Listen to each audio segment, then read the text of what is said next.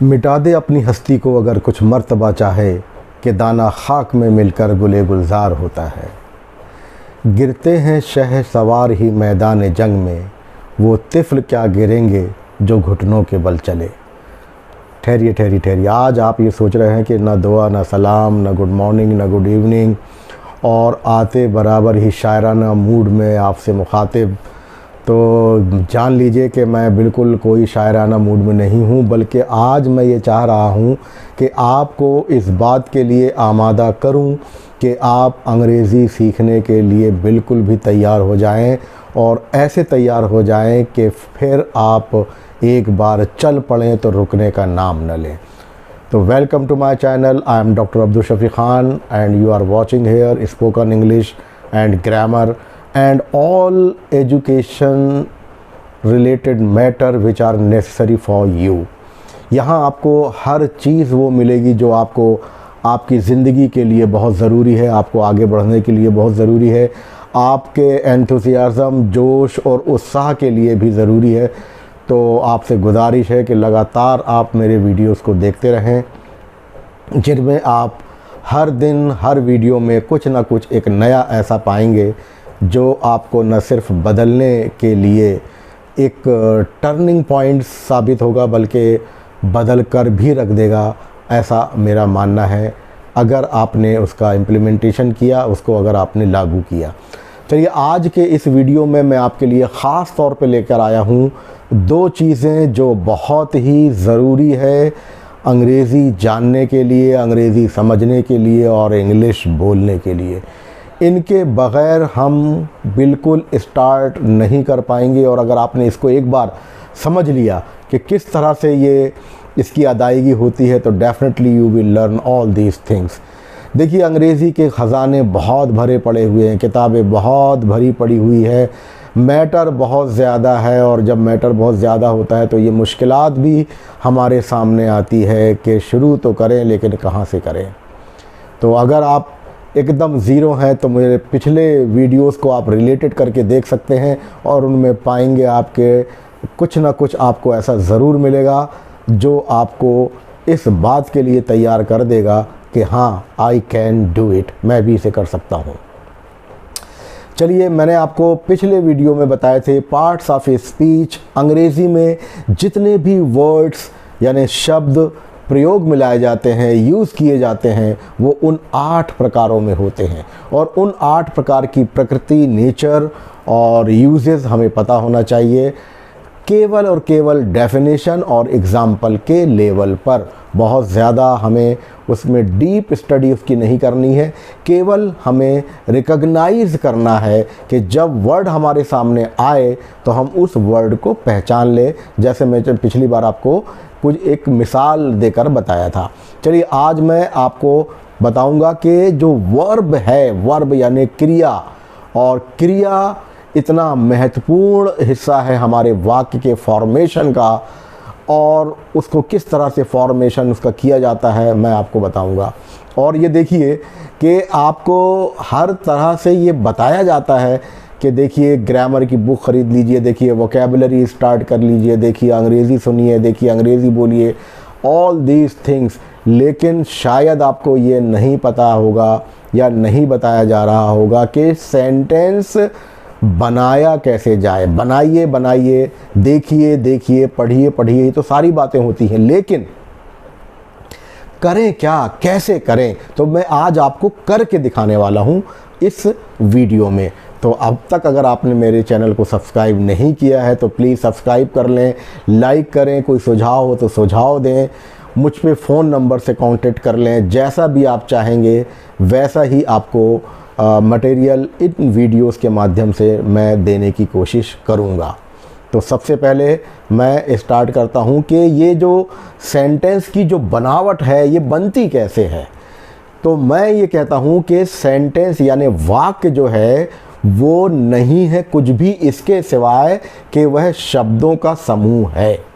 लेकिन ये शब्दों का समूह जो है ये अर्थपूर्ण है, ये मीनिंगफुल है, मीनिंगलेस नहीं है। जैसे मैंने कहा आना जाना खाना पीना, हाय ये बताओ तुम कहाँ, मैंने बहुत सारे वर्ड्स अदा कर दिए लेकिन आपके कुछ समझ में नहीं आया। और आएगा भी नहीं, क्योंकि मैंने इनके बीच में कोई सिलसिला कायम ही नहीं किया है। मैंने कुछ इनकी बनावट किसी ज़ाब्ते में, किसी नियम में बनाई ही नहीं है जो अंग्रेज़ी के लिए ज़रूरी है। अब उदाहरण से समझिए इस बात को। जैसे मैंने कहा कि मैं अंग्रेज़ी सीख रहा हूँ।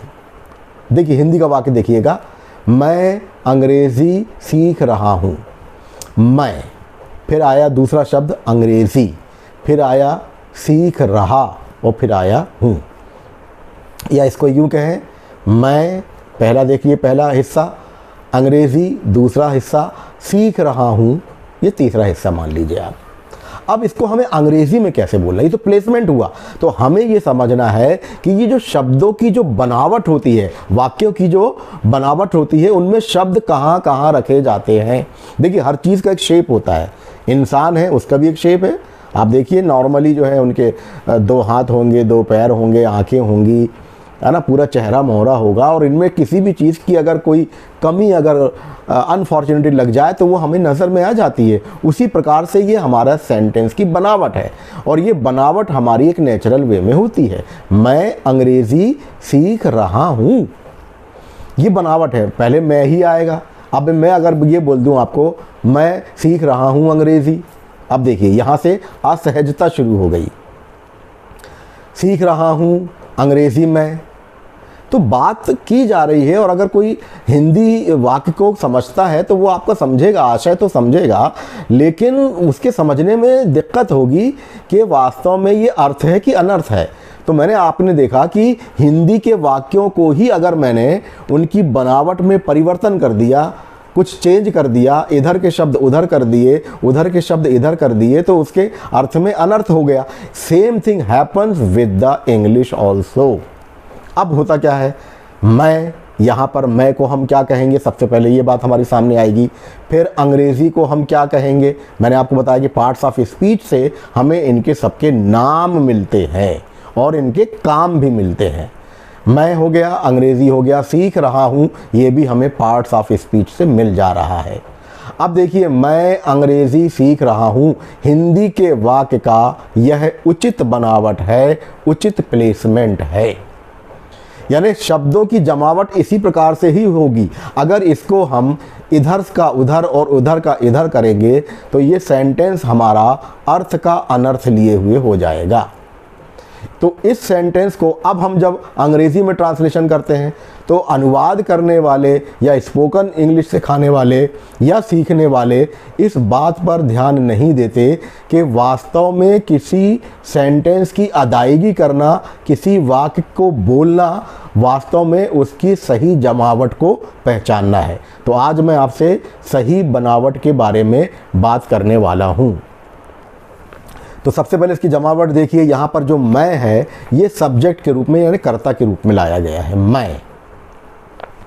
फिर अंग्रेज़ी जो है हमारा यहाँ पर कर्म है यानी ऑब्जेक्ट है। मैं अंग्रेज़ी सीख रहा हूँ, सीखना हमारी वर्ब है, और ये रहा हूँ ये प्रेजेंट कंटिन्यूस को बताता है।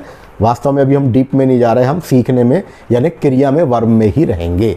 तो यहाँ का प्लेसमेंट क्या हुआ, मैं यानी सब्जेक्ट हो गया, अंग्रेज़ी यानी हमारा ऑब्जेक्ट हो गया, कर्म हो गया। मैं दोनों बातें आपको हिंदी और अंग्रेज़ी में बोल रहा हूँ, आप इसको समझते जाइएगा और नोट भी कर सकते हैं प्लेसमेंट के एतबार से। तो मैंने आपसे पहले सबसे यूज़ किया, पहले सब्जेक्ट, फिर यूज़ किया ऑब्जेक्ट और फिर यूज़ किया verb. That is the placement of English sentence. और यही अंग्रेज़ी वाक्य की जमावट है। जो सिंपल सेंटेंसेस हम जो बनाते हैं उन, चाहे वो कितने ही बड़े सेंटेंसेस हो जाएं, चाहे उनमें और भी इंक्लूड होता जाए, वर्ब के रूप अलग अलग बदलते जाएं, लेकिन जो प्लेसमेंट है वो यही होगा। सबसे पहले सब्जेक्ट आएगा हिंदी के सेंटेंस में, फिर ऑब्जेक्ट आएगा और फिर वर्ब आएगी। मैं अंग्रेज़ी सीख रहा हूँ, मैं सब्जेक्ट, अंग्रेज़ी ऑब्जेक्ट यानी कर्म, और वर्ब इसके बाद में अंग्रेज़ी में आता है सीख रहा हूँ यानी ये क्रिया हो गई। तो सब्जेक्ट कर्म, subject object verb, subject object verb, ये हिंदी का प्लेसमेंट है। अब आइए आप अंग्रेज़ी के प्लेसमेंट में क्या होगा, I am learning English. I am learning English. I यहाँ पे सब्जेक्ट हो गया, एम सहायक क्रिया है। इसकी बात मैं आपको किसी वीडियो में बहुत डिटेल में बताने वाला हूँ, याद रखिएगा, आप कंटिन्यू देखते रहिए। मैं बहुत इंपॉर्टेंट चीज़ें आपको बताने वाला हूँ और बिल्कुल आपके काम की चीज़ मैं बताऊँगा आपको, जो आपको सिलसिले से समझ में आने वाली है। आज केवल मैं आपको सिर्फ शब्दों की जमावट तक ही आपको महदूद रखना चाहता हूँ, इसके आगे हम नहीं जाना चाहते। बस आप प्लेसमेंट पर इसको फोकस करिएगा कि किस प्रकार से प्लेसमेंट ऑफ वर्ड्स होते हैं। तो सबसे पहले अंग्रेज़ी में मैंने आपको बता दिया, हिंदी में बता दिया आपको कि सब्जेक्ट होगा और उसके बाद में ऑब्जेक्ट होगा और फिर वर्ब होगी, यानी कर्ता होगा, कर्म होगा, क्रिया होगी। लेकिन अंग्रेज़ी में जब हम बनाएंगे तो सबसे पहले यहाँ सब्जेक्ट तो होता है, लेकिन यहाँ कर्म नहीं होता, यहाँ वर्ब आ जाती है। सब्जेक्ट, वर्ब, ऑब्जेक्ट, ये पैटर्न है अंग्रेज़ी के वाक्यों का। अब ये प्लेसमेंट अगर आपने एक बार सीख लिया तो फिर हम अलग अलग तरीके से सीखेंगे कि किस सब्जेक्ट के साथ कौन सी सहायक क्रिया आ रही है और कौन सी उसमें क्रिया आ रही है, सहायक क्रिया का क्या रोल होता है और क्रिया का क्या रोल होता है, ये बाद में आपको धीरे धीरे समझ में आ जाएगी। तो सबसे पहले आज के वीडियो में ये आप मान के चलें, जान लें कि प्लेसमेंट ऑफ वर्ड्स ही अंग्रेज़ी के वाक्यों का बनाना है और यहीं से हमारी स्पोकन इंग्लिश स्टार्ट होती है। और इन दो चीज़ों में आपको सबसे ज़्यादा जो ज़रूरत पड़ती है वो है वर्ब की और सब्जेक्ट की, यानी नाउन की। वर्ब और नाउन जो 8 पार्ट्स ऑफ स्पीच हैं, उनके 2 फैक्टर आप देख लीजिएगा, वर्ब और नाउन। तो नेक्स्ट वीडियो में मैं आपको बताने वाला हूं कि वर्ब और नाउन की क्या अहमियत है सेंटेंस के बताने में। तो please keep watching me and subscribe my channel. You watched me. Thank you very much.